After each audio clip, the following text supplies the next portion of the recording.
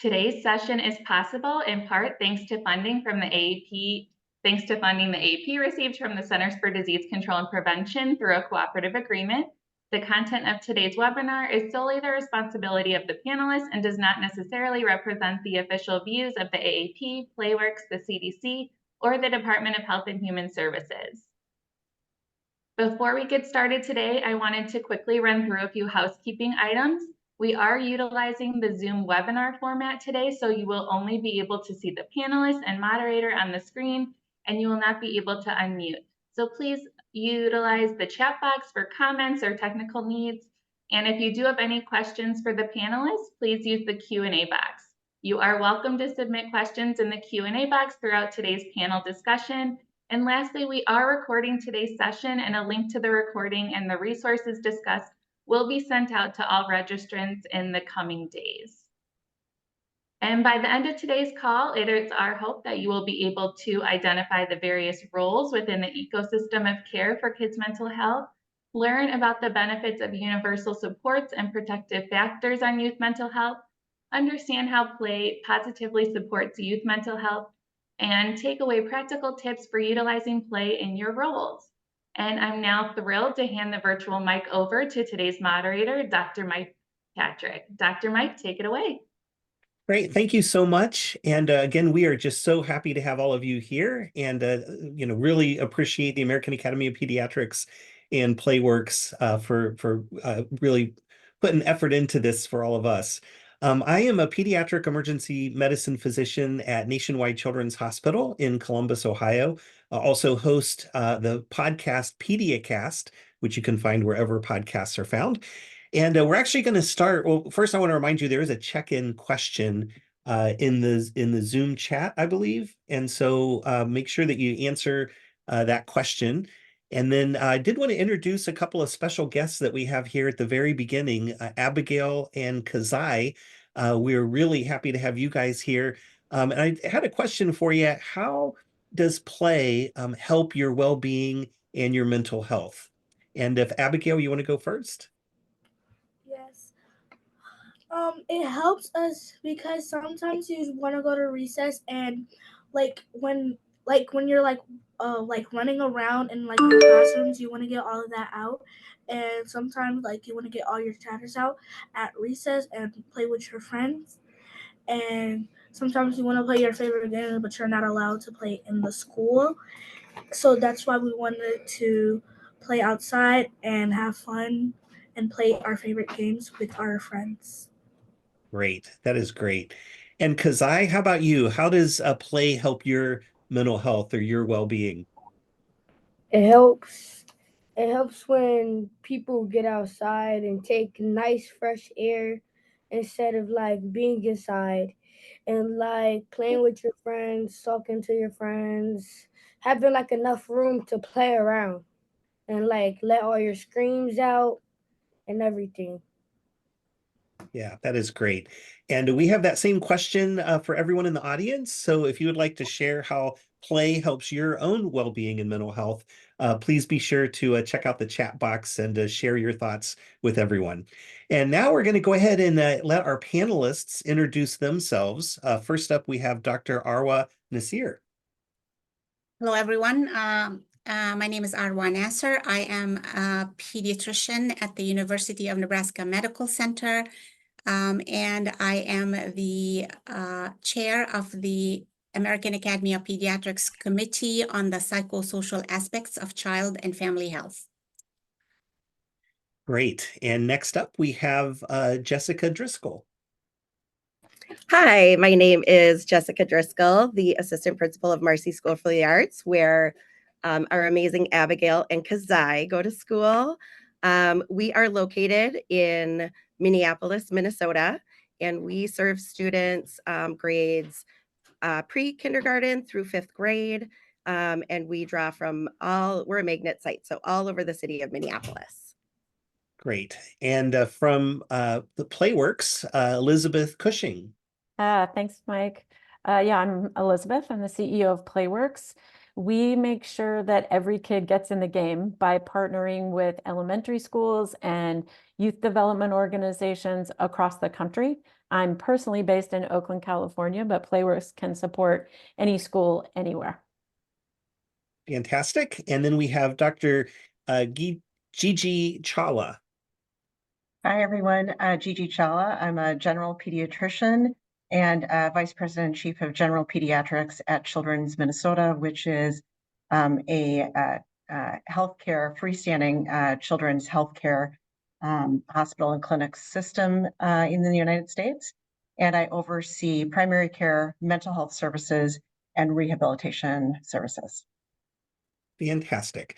And you'll notice that we have quite a diverse panel here, and that is because there is an ecosystem that really involves lots of people who interact with kids. And so we really want to support students' mental health, and with all of these different roles and functions, if each of you could just describe quickly what role your particular profession plays in the area of mental health. And Dr. Nasir, if you could go first. Sure. So as pediatricians, our goal is to optimize the health and growth and development of children. And to that goal, we want to promote and support all the activities that go in that direction. Play is a singular activity that have been shown and is known to have a huge impact on mental health. It is a natural activity that kids engage in naturally. It is regenerative and induces joy and helps children develop their social skills, their emotional regulation skills. The physical activity associated with play in children is very healthy for the body and for mental health and for the soul. So all of these aspects of play, we know promote the well-being of children, mental and physical. So we do advocate for that. We incorporate that in the advice and the guidance that we give for parents during well visits.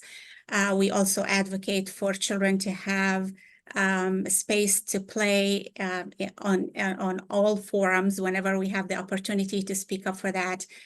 We are strong advocates of the importance of play in children's health. Great. And then from the school perspective, Jessica, can you share with us the role school plays in all of this? Yeah, absolutely. For those of you educators joining today, I'm sure that you often feel the weight of the world on your shoulders, more and more expectations kind of fall into that realm of happening at school. We're looking for some of the things that might indicate that a student is struggling, may need some support. And one of the most authentic ways to engage with our students and for students to engage with each other is through play. So it is critical for us as educators and for me as an educational leader to provide the systems and structures that allow for that play. I think when we think about here's a picture of my amazing staff. And so it's important for me to provide them with the training and opportunities and the allowance to engage and play with their students, because it is so critical to their development. We also partner with Playworks because we do believe it is really important to have opportunities and to also teach students how to play. It's not necessarily something that they had, especially with our elementary students that might have been significantly impacted by the pandemic, giving them opportunities and options and ideas and helping them spark ideas with each other. But it is critical for us to provide the time and space and resources and training available so that play can become part of every child's day while they're at school. Yeah, fantastic. And then Elizabeth, if you could tell us a little bit more about Playworks and how you are involved in the area of mental health for kids. Yeah, thank you. So at Playworks, we believe in the power of play to bring out the best in every kid. And so our focus is on creating conditions and supports at elementary schools for kids to get in the game. We know that it is relatively simple, actually, to ensure that the playground is a place that is welcoming, that has lots of games for kids to jump into, that gives them free choice to do that. And that ensures that they will be treated kindly and that they will have fun.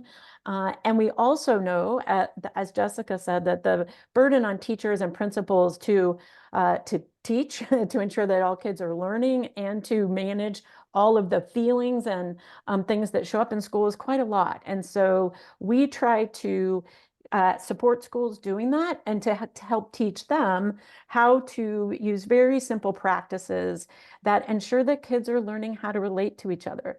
As Dr. Nasser said, there is an intrinsic motivation from kids to play. They like to play. It is how they learn to relate to each other, build healthy relationships.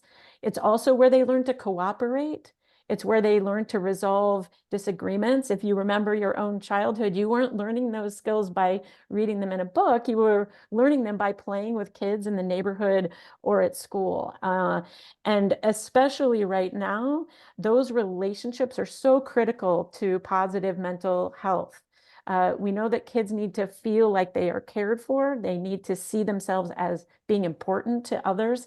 And when adults play alongside kids, they are signaling that they are cared for. And so that's how play connects to mental health in a way that might be surprising at first, but when you think about that human-to-human interaction being necessary for mental well-being, it all makes sense. Yeah, it really does. Thanks. My next question is for Dr. Chawla. When we think about student mental health, we often think about clinical support for students with a diagnosis, but we also know that preventive and supportive care really needs to start early. And so a member of the audience, Carlos from California, submitted a really important question in advance. He asked, what are some early signs a student might show of poor mental health? Oh, Carlos, thank you for the question. It's such a good one. And I think it can be quite varied, what some of those early signs could look like. They can look like, young kids apparently not following directions or being dysregulated in some way. It can look even somewhat somatic, kids who have recurrent stomach aches or headaches. It can look like kids who are withdrawn and don't necessarily want to engage with other children or even with their teachers. It can look like kids who don't come to school. So I think it can look a variety of ways, and it takes a lot of partnership between healthcare and the school education system to understand maybe what are we recognizing for this particular student when you're seeing absences or when you're seeing behaviors. Yeah. Dr. Nasser, from the parent point of view, what are some signs that maybe a kiddo has some mental health issues? Once they get to school, the teachers have seen lots and lots of kids and so can compare, a child's behavior to the group. But a parent may only really know one kid or a couple of kids in the family. What are some signs that they may need to seek some help? Yeah, so parents are sensitive to their kids and to their kids' mental health because they're with them all the time, and they really are in a position to detect changes in behaviors. And I think they are all the same behaviors. If the child is not engaging, not happy, deteriorating school performance, acting out or withdrawal, usually when we talk to parents in the office, we have just a general question about how the kid is generally doing. And a lot of times, parents are, again, sensitive to their kids' mental health issues. Is the kid happy? Are they playing? And all of these issues. But really the better strategy, I think, is that opening it up for discussion and talking not only to the parent, but also to the child. Children, even young children, when you ask them about things, they can tell you whether they're getting along with their friends at school or adults, and whether they are playing with the kids in the neighborhood, in the school. Irritability, all these things. But I do agree with you. I just want to say one more thing, is that really prevention is the best, and also not even prevention. We go as far as trying, we know that there are strategies to optimize mental health. So we advocate for play even in the absence of signs of mental health problems, because it is a protective factor. So we prescribe play for the parents because to engage with the kids, and giving the child space to play with the parent or with peers or with the neighborhood kids, and so on and so forth. So play is really a promotion of mental health, as well as treatment. Yeah. And so when we consider just how important that play is, we really want everyone on board. And that brings up this concept of universal intervention. And so, Jessica, can you tell us what is universal intervention and why is it beneficial to supporting student mental health? Absolutely. For the educators in the room, we talk a lot about tier 1 supports. So supports that all of our students are getting. Some of those things could look like morning meeting. I am a huge advocate of having a morning meeting every day, giving students an opportunity to connect with one another, building in that activity piece of that morning meeting so they can do some sort of cooperative, low stakes game together. It's a great time to have conversations or even think alouds of the different situations that arise, how to maybe do some conflict resolution, or how to determine who would start in a game. Those are great opportunities to have those conversations with students to make sure that they can carry those through into their more unstructured play opportunities. And we also know that the demands on teachers, the academic rigor, the increases that have occurred with our academic standards are pretty intense. And we often, I know personally speaking in my district, we have district guidelines on how many minutes we need to spend on literacy and how many minutes we need to spend on math. And all of a sudden we get those plotted into our schedule and we realize that there is very little time for that social engagement, the opportunity for play.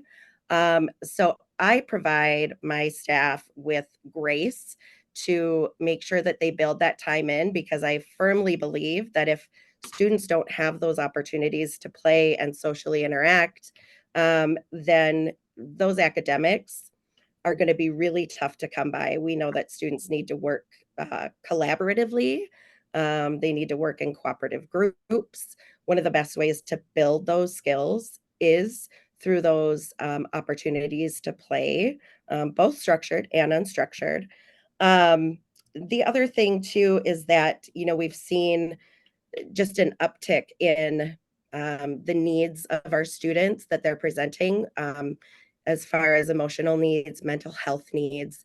And when the teachers and adults and staff who are supporting those students engage in play with their students, it's an incredible opportunity to observe that student in a different setting, to see what may be, presenting as some sort of behavior in the classroom may look very different in play, and it can help with opportunities to support those individual students. So yeah, I strongly encourage, I know it's hard because a lot of us are type A and we know that we need to get those minutes in, so many standards to cover.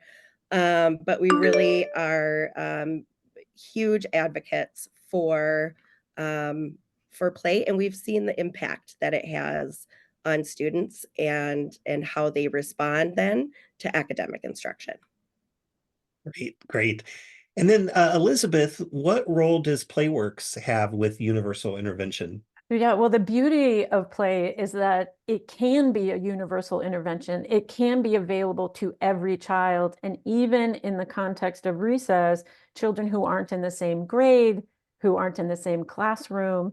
And so they are all having this, they can have the same experience of being able to choose what they want to play, of being able to make new friends on the playground, of experiencing the positive norms of high fives instead of you're out, that sense of safety, like, oh, I know I can jump in this Foursquare game because everyone knows the rules of the Foursquare game, and I can count on my colleagues to do a high five when I get out, I get back in line, I get to play again.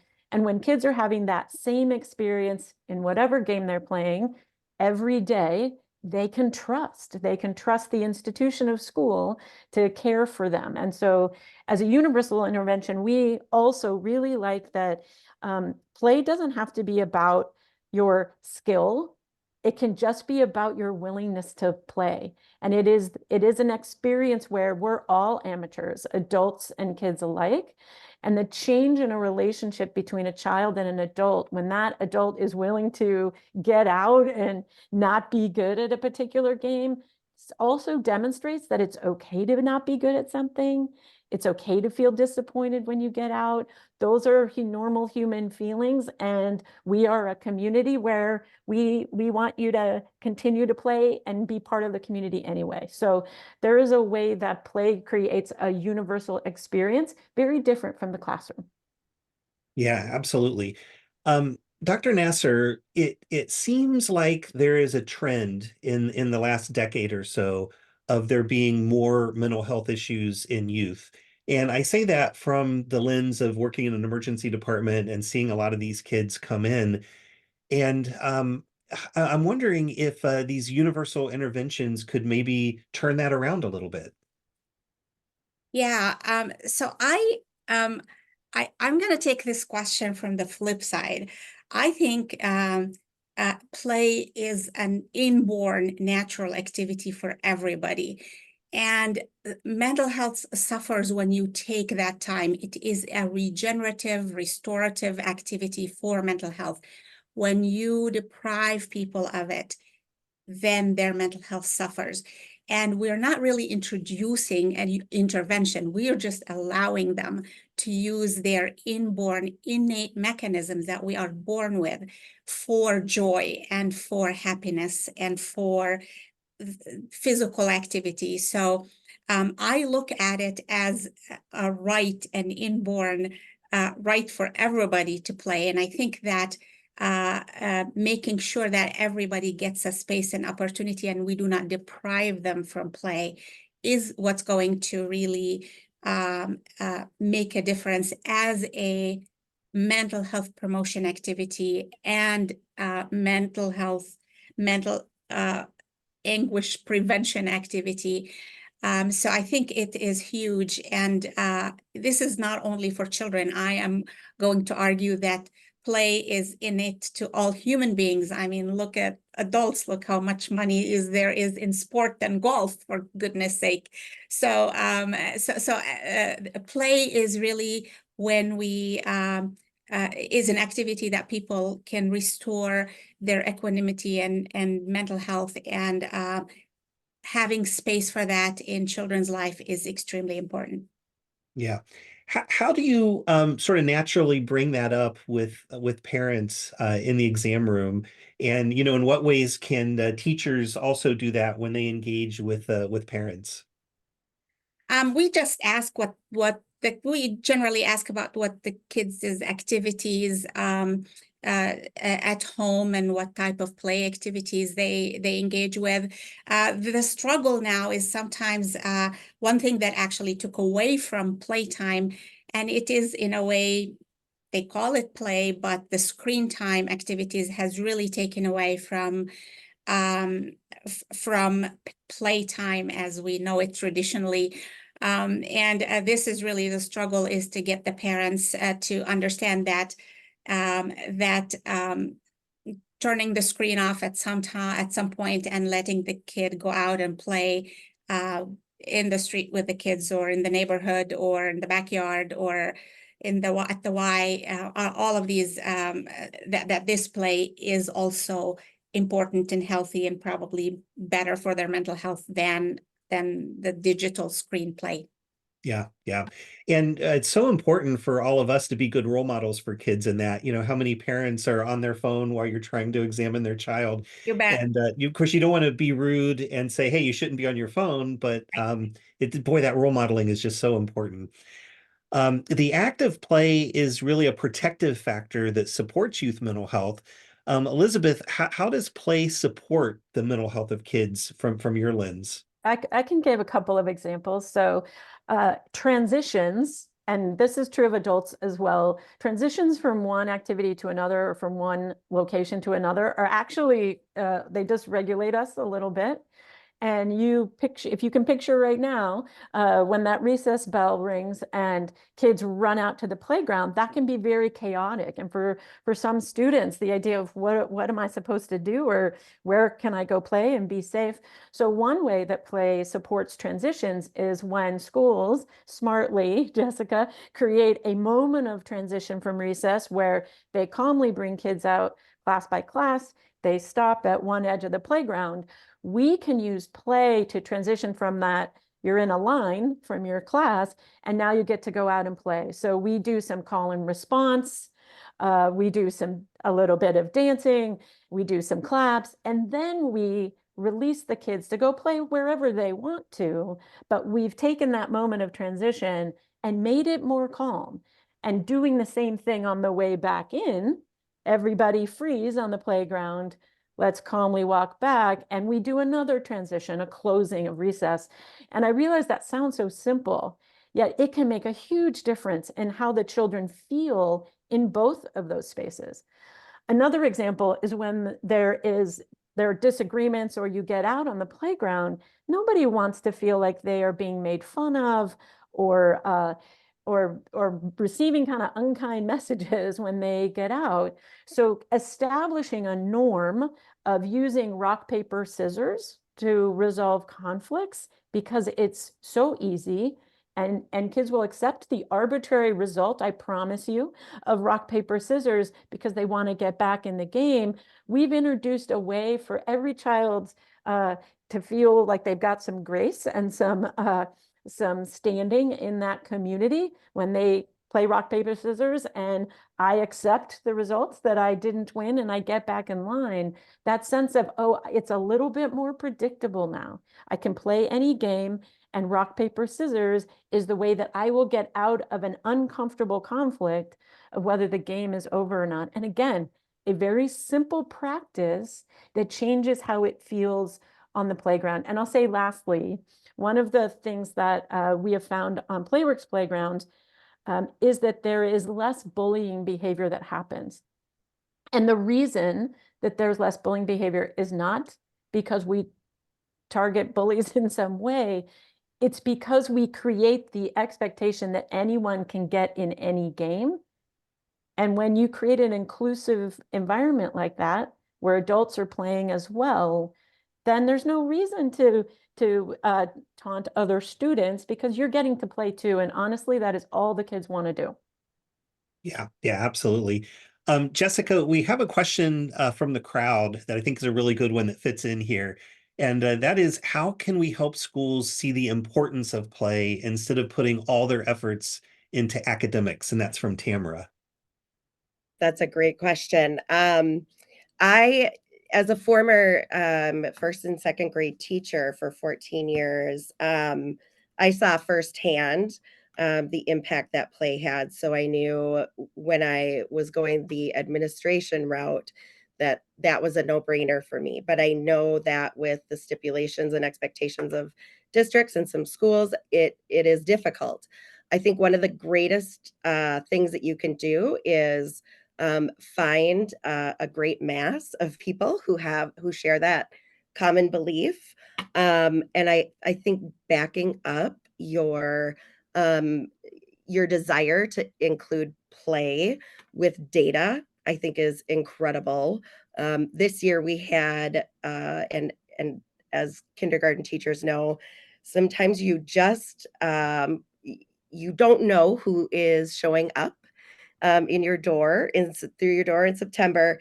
And so one particular kindergarten classroom started off this year, and they were demonstrating such significant social emotional needs that the teacher was kind of at this breaking point of like, how do I even start with any sort of academics when they just don't even know how to interact with each other?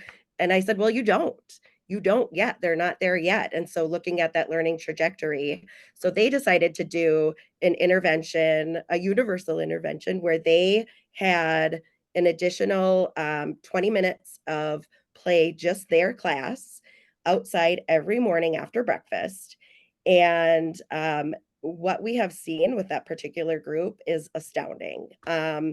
We've seen over 80% of those students just from fall to winter with their universal screening and early reading skills.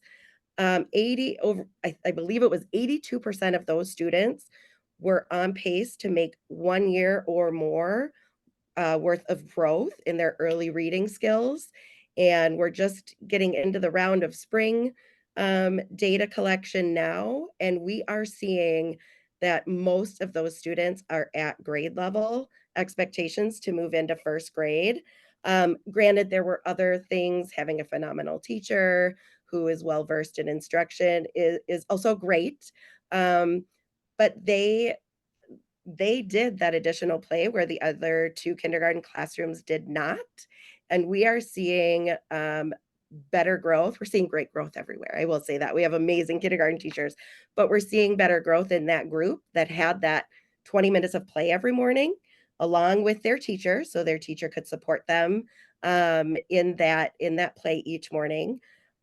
We are seeing incredible growth there. So as much as you can back up your conviction with data, I think that's a really good way to get school leaders to buy in to the need for additional play. Yeah, because the first thing you think about is we need more time in the classroom and to cover more things and to do more. But when you can show the data that actually grades improve when kids have that physical activity, that's just so important. And that's, I think, a big thing. You got to get the word out about that so that other school administrators can certainly jump on board. Gigi, as we think about developmentally delayed kids, maybe those who have physical injuries and they're rehabbing, or maybe struggling with self-regulation, how can play help those kids? Great question. And what we know about kids who are receiving occupational therapy, speech therapy, physical therapy from our rehab therapists is that they're able to help kids really progress through individual therapy in the context of play. Like, kids think that they are playing when they are having their therapy sessions, and that's how they stay engaged, and that's how they are able to progress. When you think about it now a little bit more globally, I really loved what Elizabeth said about how universal play kind of cuts across all kids. And this is just a perfect example of how kids who may be neuroatypical or have developmental delays in group-based in schools, when you're doing group-based play all throughout, all kids are included, and play and the imagination that occurs during group play without rules or rules that change and get made up. It incorporates every one of the kids and really is a way to almost even out the playing field between kids who are, neurotypical, neuroatypical, kids who are have full capabilities, and kids who are maybe showing some delays or delayed milestones. And so I really love thinking about school-based play and outdoor play for all kids of all abilities, and such a wonderful way to help our kids who might be behind. Yeah, absolutely. One of the things that we really wanted to do today was to get questions answered from the audience. And I really want to know what's on your mind and what questions that you guys all have. We did collect some questions during the registration process that we have together. We're also happy to continue taking questions in the Q&A box. And I'm going to hand the reins over to Dr. Chawla now. She's going to cover some of the questions and talk to the panelists about answers for the things that are on all of your mind. Well, excellent. Thank you, Dr. Patrick. And, just a shout out to everybody here, what tremendous expertise and, everyone coming in with a slightly different lens, a medical lens, playing lens, school-based lens on the importance of play and collaboration, what it does for physical abilities, academic abilities, mental health abilities for kids. So just an amazing discussion. Thank you. We do have some questions from people that registered, like Dr. Patrick had mentioned. So I thought I might lead off with that while your questions in the audience today come pouring in through the question and answer. So at least let's start there before we start kind of digging into things. And I thought that I might start maybe with, let's see. How about this question? And could we direct it maybe to Jessica or to Elizabeth? How do you approach children who are having less and less self-regulation? And how are the schools managing to being, almost drowning with that type of concern, and how does play factor in? And essentially that was from Becky in Michigan. Yeah, great question, Becky. I think that as trends in student needs have changed, we're having to adjust how we staff our school. We are, with the ESSER dollars that came with from the COVID funds, we prioritized mental health for our students. It is, we invested in an additional social worker. We invested in a school counselor. Typically in our district, we don't have school counselors in elementary settings, but we invested in a school counselor.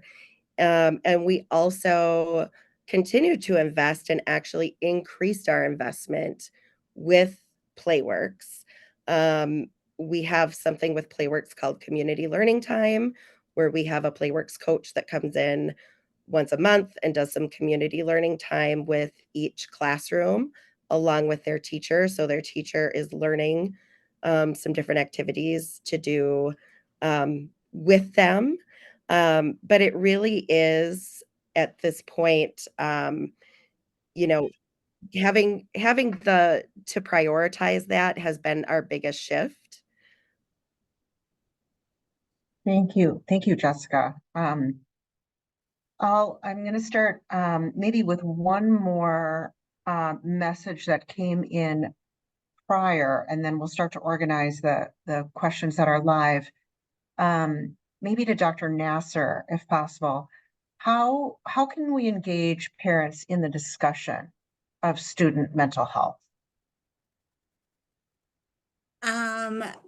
So the first thing is to talk about it with them and to address, any concerns the parent may have, the child may have, or that you may detect during the visit that would make you a little concerned. There is a drive currently to try to not only incorporate mental health, integrate mental health providers in the primary care setting, but also increase the capacity of pediatricians in addressing some of the mental health conditions that that you see in practice.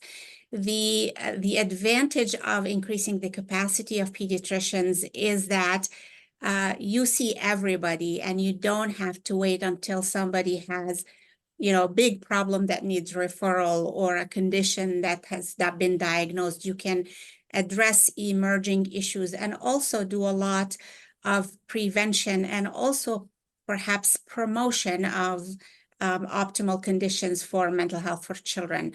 So all of this is incorporated. We do a very good job in pediatrics of giving guidance and counseling for parents in a lot of issues, and mental health is one of them.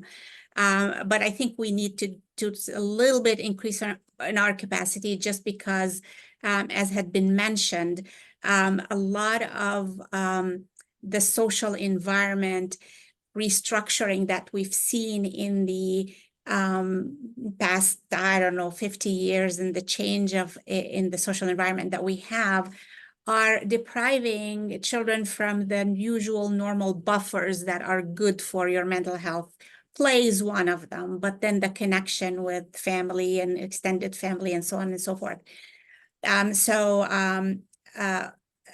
Again, engaging parents comes in the form of opening the discussion, increasing the capacity of pediatricians to be able to address some of those conditions, and then the integration of mental health in the primary care.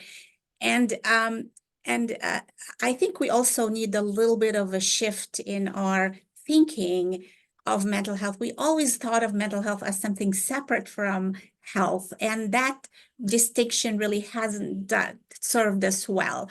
I think the wellness of the child is mental, emotional, and physical, and all of that is needs to be addressed as a unit, as a holistic unit, that when you that you can counsel the parents for, and also set up the environment to be supportive of the children and their families.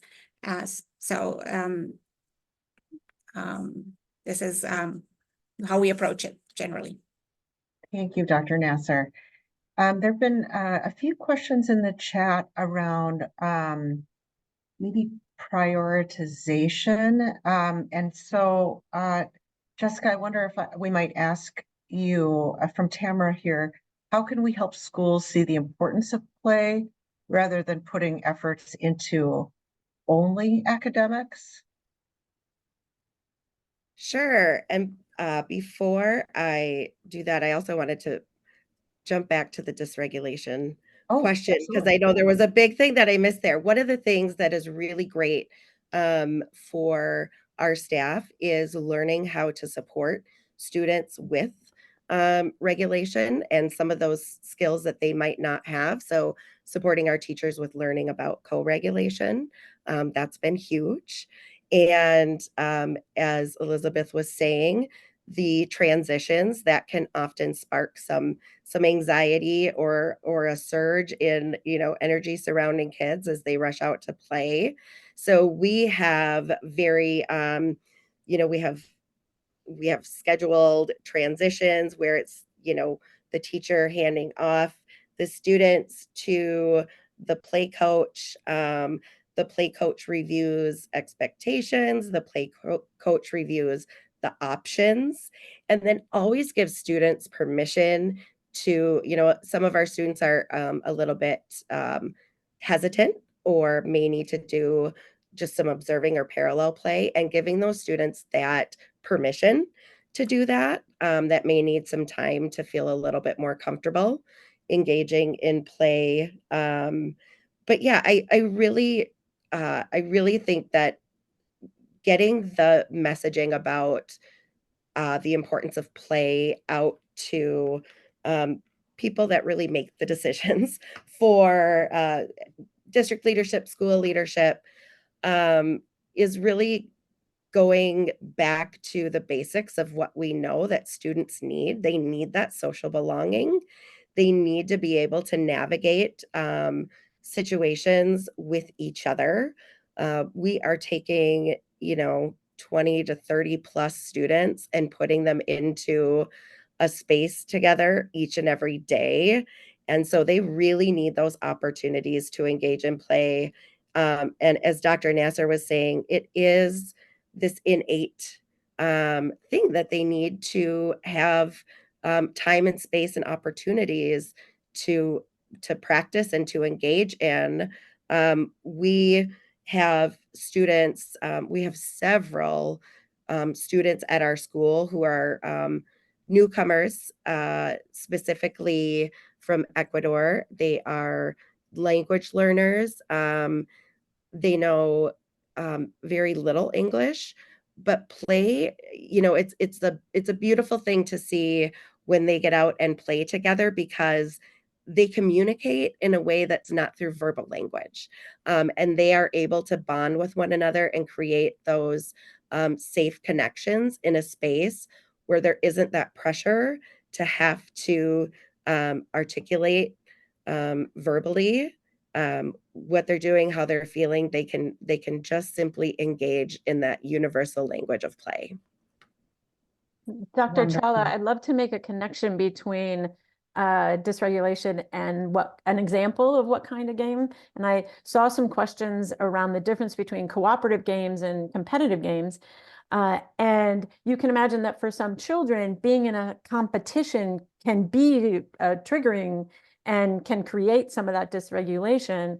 So many of our games that we play on our playgrounds are cooperative and large group in nature. So imagine a big game of blob tag where once you're tagged, you join, lock arms with another student, and now you together are tagging others and adding them to your blob, and then you're separating your blob. So you're moving quickly between trying to escape being tagged and being tagged, and you're working with students, and there is no winner in blob tag. There's just a lot of blob tag that happens. And so those cooperative games kind of lower the stakes, which in turn improves the regulation for students who are a little, or who are feeling some kind of way. And so Playworks actually shares for free all of our games in a game guide that is available for download from playworks.org.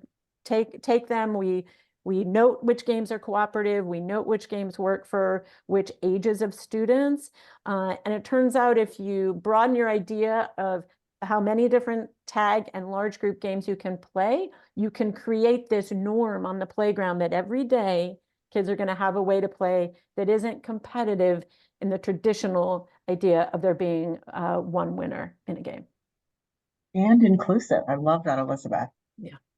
Elizabeth, I wanted to have you answer this question, or at least lead us off as well, from Rachel Whaley. In the various fields you all work in, how do you work with educators, caregivers, or other adults who support youth who are interested in play but hesitant to buy in fully? In other words, are there some small, meaningful ways to encourage building play into the daily routine? Yes, absolutely. So the first is play alongside, right? Play alongside your kids. I'll tell you that as a parent, I used rock, paper, scissors when I wanted the dishwasher unloaded. Instead of having an argument with my child over whether they should or not, I have a series of chores, and the idea is do rock, paper, scissors, and you get to pick first. And it changes the feeling when they're playing at the same point that they're taking on a job that maybe they don't want to do. I'll also say that game guide, and we also have lots of videos on games you can try, even with really young kids, with kindergartners. Try those games with your own kids. Try them at a birthday party, try them at a family reunion. Many of them require no commitment at all. There's equipment at all. There's a game called Sharks and Minnows, just a large game, tag game. The kids can be the sharks. They get tagged when they're minnows and they become the sharks. There are some very simple games. And when you play alongside a child, it changes your relationship with them. And so we would encourage you to try that on. When we are training school staff, which is something that Playworks can do for schools, we start by playing with the adults. And even those that are hesitant to go back to that inner child, once they feel what it's like to play with their colleagues, they get a little more comfortable. They open their minds to what might be possible. So those are two suggestions that I have. Thank you, Elizabeth. Appreciate that one. Dr. Nasser, I was hoping that you could touch base again on screen time, since it is something that as pediatricians we face every day. What recommendations do you have for parents and guardians who want their kids to play, who would be willing to play with them outside and do all sorts of amazing and imaginative things, but it is a challenge? And also specifically, what do you recommend if they live in neighborhoods where it might not feel safe? Right. So I think for the parents who want to do this, there are two important guidance aspects that I usually give them. One is the parent is the parent. You set the rule and stick to them, which we know everybody needs to do when you want to enforce a behavior. But for this to work in a way that and avoid the struggle that comes with it. So when you take away the screen time, especially if that was a big chunk of their time, you can't just leave them hanging. You have to come in and replace it with something. And that something would be, just like Elizabeth said, you engage with them in some play, you take them out, you have a board game with them, and really depending on the age of the child. So you'll have to replace some activity in that time that used to be engaged with the games, and that really will engage the kids in other ways. And you can do other activities, play, reading, going out, and so on and so forth. So I think the parent, when they are thinking to start to do this, they have to get ready to do this with their kids, to replace that activity and to put in some time investment on their part to have this succeed. So those are the two things that I suggest usually for parents. And again, just the basic rule of enforcing behaviors, which is that you have to be consistent. So you can't just do it one day and give in the next day. So I hope that helps. Thank you, Dr. Nasser. I see that we're getting close on time. And so I am going to pose one question to our three panelists here for you to think about, and then we'll lead off by asking each of you to answer. The last question, now thinking about in our audience, we have pediatricians and other healthcare providers, we have educators, and we have parents. So for everyone who's attended today and in our audience, what can they do to make a positive, what tangible steps can they do to make a positive impact in this regard for play and for mental health? And before, I think we'll lead off probably with Dr. Nasser, but before we do, I want to first say thank you in case we run out of time. Thank you to Playworks. Thank you to the AAP for sponsoring this. Thank you thank you to our audience for attending. This has been tremendously exciting and just a wonderful cross section of education, families, and healthcare. I love it. Thank you to each of you panelists and your expertise and what you're championing. You are all heroes for us. There will be a survey at the end So please follow up with that survey so that we know how we can improve. But again, for now, this last question, what are some tangible steps that our audience can take to make a positive impact? Dr. Nasser, do you want to lead us off? Sure. So all adults who interact with children, the key to success is to really engage with them, talk to them, listen to them, and be willing to do some activities with them, whether those activities are play activities or like Elizabeth said, you can turn any activity into kind of play activity, make it cooking dinner can become an activity, a fun activity, and so on and so forth. So engaging with the children in a joyful and happy manner and creating the space for play and making sure that you don't go the easy route of allowing them to stay on the screens all the time. In a nutshell, that's a short answer. Thank you. Thank you, Dr. Nasser. Jessica, would you like to answer next?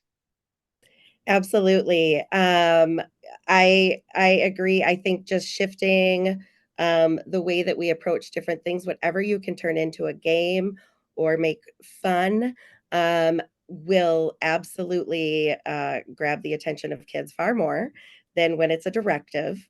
And I just highly recommend using that Playworks game guide.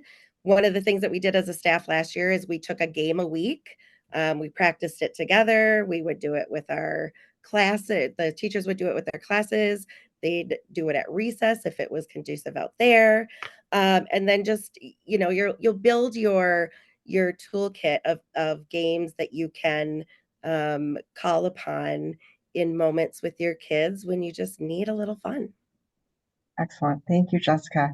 Elizabeth, would you close us out? I will. Well, one thing you can do is notice where play is and isn't happening in your community where kids are. Maybe ask the question about how might we make more play happen. And if you're connected to a school and are interested in understanding what the quality of play is that's happening at recess, Playworks has a very straightforward, easy measurement you can use. If you go to recesslab.org, there's a recess checkup and you can use it and we'll give you some feedback and maybe that'll offer some insights and be the beginning of a conversation about making more play happen at schools. Wonderful. Thank you all for joining today. My last piece of feedback would be every one of us can channel our inner child, our inner play and bring it to everything that we do. What a joyful world we would have if that is how we approached things. And don't be afraid to cross your own sector, right? In a healthcare sector, I can only solve so many things, but as soon as we're reaching out to education or other areas, that's when the magic happens. So thank you all for joining today. I hope you learned something and hope you can take some of this with you. Have a great rest of your day. Thank you. Thank you.